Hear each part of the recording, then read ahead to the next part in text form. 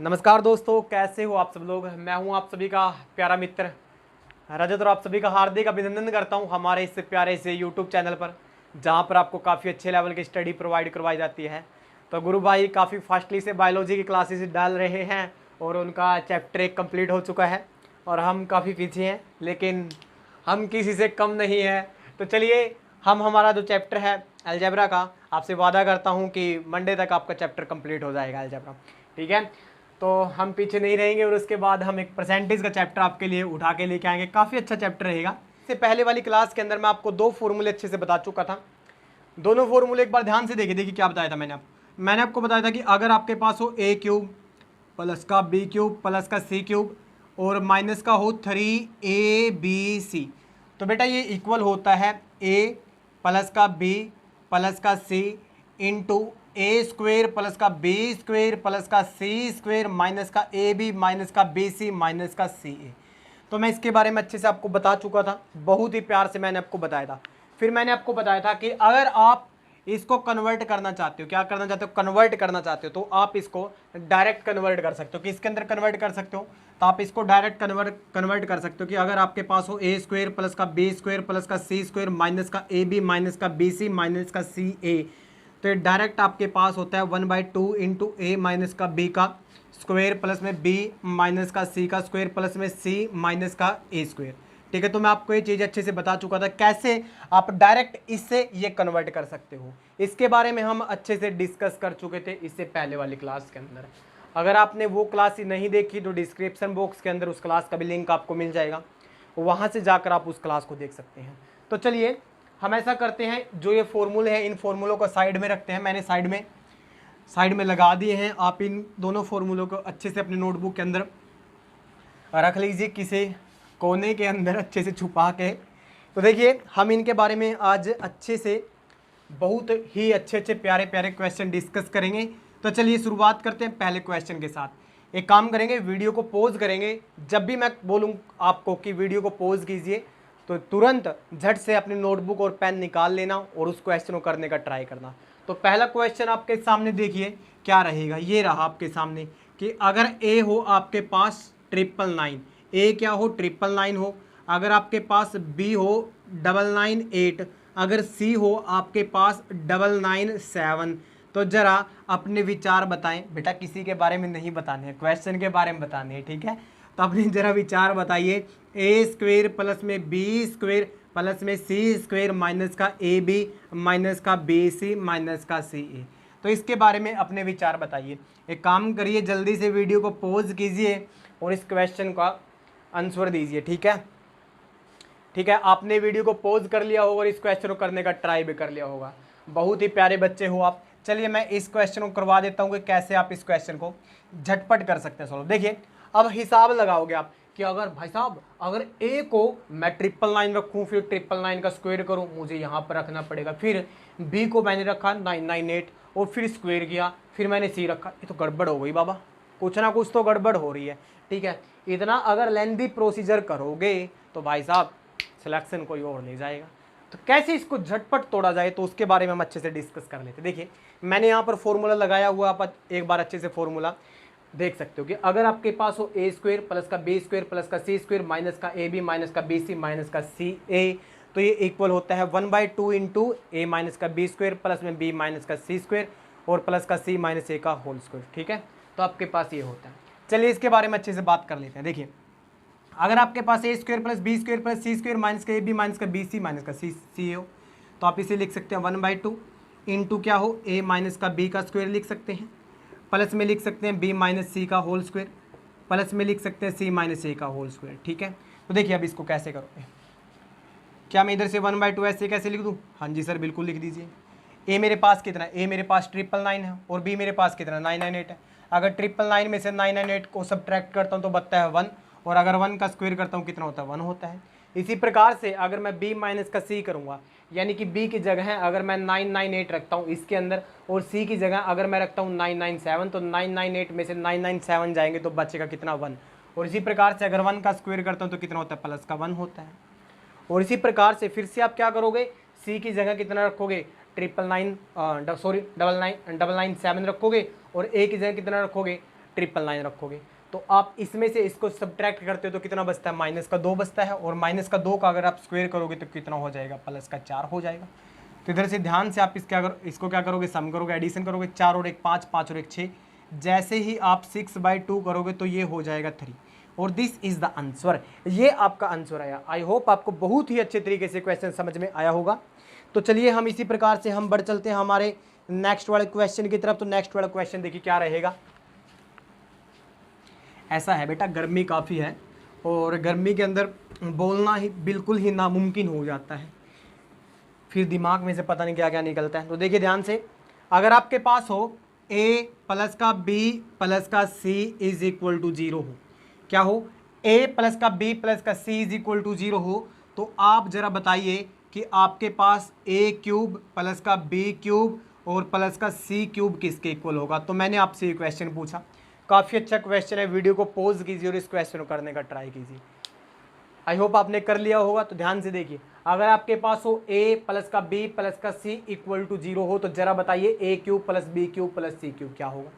तो ध्यान से देखिए, अगर मैं बात कर लेता हूँ a क्यूब प्लस का b क्यूब प्लस का c क्यूब, तो मैंने आपको अभी बताया था कि a cube plus b cube plus c cube minus का 3abc, ये इक्वल होता है किसके, a प्लस का b प्लस का c इंटू ए स्क्वेयर प्लस में बी स्क्वेयर प्लस का सी स्क्वेयर माइनस का ए बी माइनस का बी सी माइनस का सी ए। ये चीज़ मैं आपको अच्छे तरीके से बता चुका था। अभी ऐसा कीजिए, a प्लस बी प्लस सी को आप डायरेक्ट इधर से 0 पुट कर दीजिए। जैसे ही आप इसे डायरेक्ट 0 पुट करोगे तो इधर से a cube plus B cube plus का सी क्यूब माइनस का 3a बी और c, इधर से क्या हो जाएगा 0, और 0 के मल्टीप्लाई में कुछ भी हो तो कंप्लीट क्या हो जाता है, 0 बन जाता है। तो इधर से आप डायरेक्ट कह सकते हो कि a क्यूब प्लस का b क्यूब प्लस का c cube is equal to 3abc हो जाएगा। तो ये क्वेश्चन था। आई होप आपको बहुत ही अच्छे तरीके से चीज़ें समझ में आई होगी। तो इस क्वेश्चन को भी आप अच्छे से नोट करिए और इस प्रकार से हम बढ़ चलेंगे हमारे नेक्स्ट वाले क्वेश्चन की तरफ। तो नेक्स्ट वाला क्वेश्चन देखिए क्या होगा। तो हम बढ़ चलेंगे हमारे नेक्स्ट वाले क्वेश्चन की तरफ। तो नेक्स्ट वाला क्वेश्चन देखिए क्या रहेगा।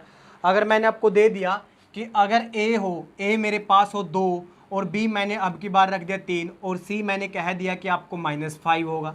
अगर a मैंने कह दिया कि 2 के इक्वल होगा, b मैंने कह दिया कि 3 के इक्वल है और c -5 के इक्वल है, तो ज़रा बताइए कि a की क्यूब प्लस का b की क्यूब प्लस का c की क्यूब किसके इक्वल होगा। तो ज़रा इसके बारे में बताइए, ठीक है। ये क्वेश्चन आपको मिल सकता है, इसके बारे में अच्छे से बताइए। और देखिए टाइप्स हमेशा सेम ही रहती है, बस आपको क्या करना है, अपनी प्रैक्टिस के ऊपर फोकस करना है। जितने भी आप प्रीवियस के क्वेश्चन पेपर लगाओगे, प्रीवियस ईयर के जितने भी क्वेश्चन पेपर उनको लगाइए, और जो भी प्रॉब्लम है व्हाट्सअप नंबर नीचे लग चुका है उसके ऊपर डायरेक्ट क्वेश्चन सेंड कर दीजिए, मैं आपका रिप्लाई ज़रूर करूँगा, ठीक है। तो ध्यान से एक बार, और प्रैक्टिस के ऊपर ही डिपेंड करता है आपका सिलेक्शन भी। देखिए कि ध्यान से, a आपके पास 2 है, b आपके पास 3 है, c आपके पास कितना -5 है। तो बेटा बताइए इधर से a क्यूब प्लस का b क्यूब प्लस का c क्यूब क्या होगा। तो चलिए इसके बारे में आपको अच्छे से बताता हूँ। देखिए ध्यान से, आपने अभी एक बात नोट की अच्छे से कि अगर आपके पास हो a प्लस का b प्लस का c, इसे प्रीवियस क्वेश्चन के अंदर अगर आपके पास हो a प्लस का b प्लस का c इक्वल हो 0 के इक्वल, किसके इक्वल हो, 0 के इक्वल। दोबारा से, अगर a प्लस का b प्लस का c इक्वल टू 0 के इक्वल हो, तो इधर से आप डायरेक्ट कह सकते हो कि सर a की क्यूब प्लस का b की क्यूब प्लस का c की क्यूब किसके इक्वल होगा, वो होगा 3abc के इक्वल। ये चीज़ हम अच्छे से अभी डिस्कस कर चुके थे। हाँ जी सर, बिल्कुल डिस्कस कर चुके थे। तो इसको अपने दिमाग के अंदर डाल लीजिए अच्छे से कि जब जब आपके पास a plus b plus c is equal to 0 हो, तो वो क्या होगा, a cube plus b cube plus c cube किसके इक्वल होगा, 3abc के इक्वल होगा। तो इधर से अगर मैं डायरेक्ट नोट करता हूँ, देखिए ध्यान से, देखिए a प्लस का b प्लस का c, इधर से मैंने डायरेक्ट नोट किया कि जो मेरा a प्लस का b प्लस का c बनेगा वो तो 2 प्लस का 3 माइनस का 5 यानी कितना बनेगा, 0 बन रहा है। तो इधर से जैसे ही 0 बनेगा तो मैंने आपको बताया था कि a cube plus b cube plus c cube किसके इक्वल बनेगा, वो बनेगा 3abc के इक्वल, यानी कि 3 इंटू a 2 b 3 और c कितना हो जाएगा, -5 होगा। इसके मल्टीप्लाई कर लेना और आंसर मिल जाएगा। आई होप आपको बहुत ही अच्छे तरीके से चीज़ें समझ में आई होंगी। और हम बढ़ चलेंगे हमारे नेक्स्ट वाले क्वेश्चन की तरफ। तो नेक्स्ट वाला क्वेश्चन देखिए क्या रहेगा।